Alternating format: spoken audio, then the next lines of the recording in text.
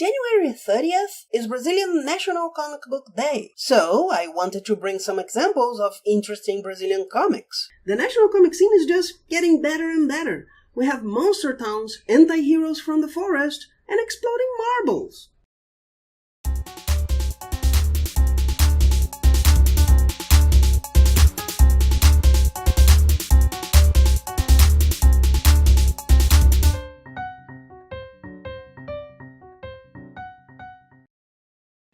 Follow my socials.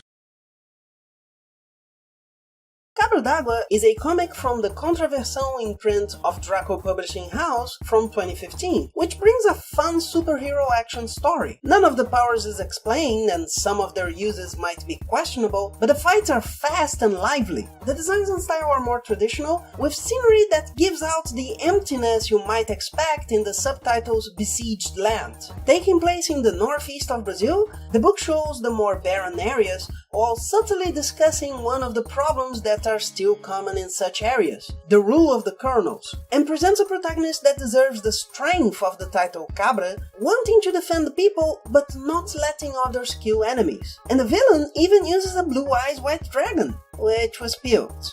Ew. I'd give it a 7.5 in general, 8.5 for those looking for superhero action. Detrito was published by Capa Comics, a comic book artist collective from Baixada Fluminense created in 2013. I wanted to review the book that takes the group's name and comes from a comic book workshop. There's just a little problem. None of the stories in it are complete. Each of them ends with continues on capacomics.com. It's not that I haven't seen anything like this before, but usually there's at least one full story. At the same time, when I tried to find the publishing date for the treatise, I went to the Capa Comics website. Visually, it's good, but the treatise has a different cover, starts differently, and ends halfway through the story the physical book has. But let's talk about the book itself. The drawing is more traditional, with some more noticeable errors. More noticeable, probably, due to the story's organization leaving a lot to be desired. It is split into 3 points of view, and it keeps changing from one to the other without one really adding to the other. Besides, it ends literally at the character's origin, without showing its skills or what it was going to do with them. The clumsy execution kills the potential. Basically, it's a more realistic version of a classic story. It's not particularly innovative, but it had potential. I like the name of the character, how they try to situate the story in a place and situations that we can see nowadays, but I was anxious to talk positively about something from the workshop, but I still haven't seen something like that. Fingers crossed on the next ones. I still think this character has a lot of potential and want to read more about it. Also, something like this workshop deserves to be supported. New stories coming from us is something that's good for everyone. And if you want to check them out, just go to the website. If you like them and want to help, share the website and that will help the project. On top of that, the first Baixada Fluminense comic book municipal archive is taking donations. If you have some comics you don't want, donate. The address is in the description. And a last minute comment? This is an awesome cover. It looks like it's going to be really fun. Also from the Contraversão imprint from 2015, Argos is not the end of the world. But it is quite crazy.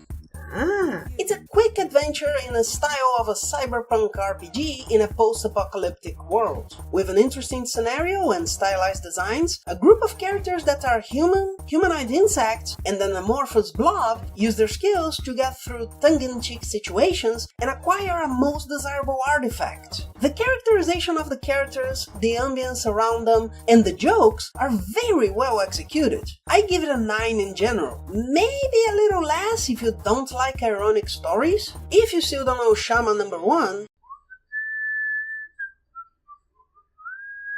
light spoilers. The comic shows a Brazilian hero that channels the power of myths around the world to protect nature. The book is a good start, but has some problems, like some darkness and the story ending on a cliffhanger. The second one has even more visual problems. Just look at the opening card. This poor guy's right arm and leg seem to have been implanted from a totally different body. And what is that plump under his leg? Then again, he might not even know it's there, because I don't think that Clayface face and neck can move. That being said, none of the other visual problems are that bad.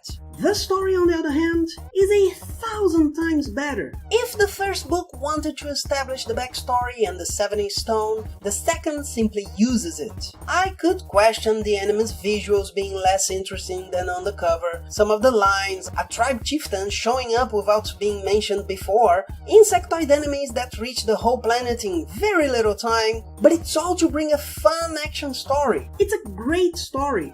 I give it an 8.5 or a 9.5 if you're looking specifically for superhero action. Starmind from 2015, also from the Controversial imprint, brings a comical adventure that's very fun, with younger characters, school environment, and very stylized designs, mixing tokusatsu and superheroes. I suppose I have to point out that the comic's idea is a little problematic. There's a boy who'd have the power to teach and learn by hitting people. So we have a teacher trying to teach him more practically and who ends up seeing a different point of view. I imagine that the idea was that the student learns experiencing things, since he suggests being tired of theorizing. And this really is a problem many people have, both while in school and after it's over. But experiencing things would be the teacher's weapons. Unfortunately, this isn't recognized, and in the end, the villain loses and says having learned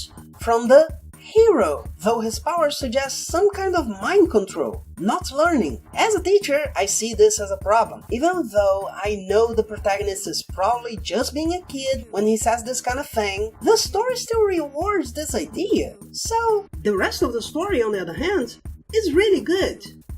In fact, I had fun with everything here, even the ones I had to criticize a little more. And these are some of the stories the market is offering us. Between some attempts from publishing houses and the independent comics we can see in events, many comics have a lot of potential. I just hope for more success and a lot of luck to the independent makers, and that the national market grows a lot. But, well, if I can make one suggestion, more than once, while I was in these events, someone tried to convince me that their story was good by telling me the story. At least for me, it's a terrible idea.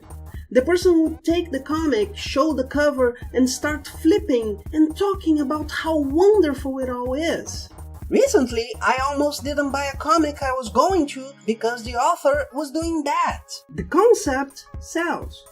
The art sells. Discussing the story can ruin it, so it requires a lot of care. If you've seen my episode 1 discussing the beginning of the season's anime,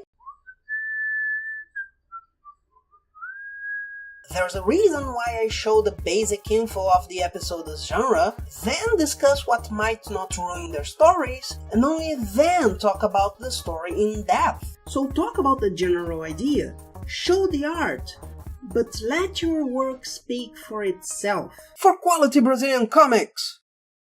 And if you enjoyed it, please like, share, sub to the channel, and hit that bell.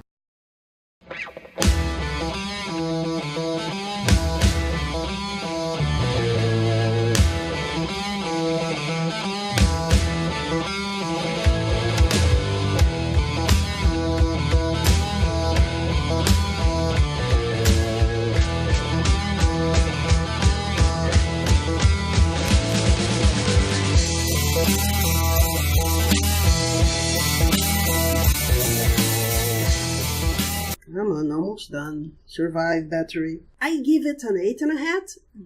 8.5. For superhero action. Damn it.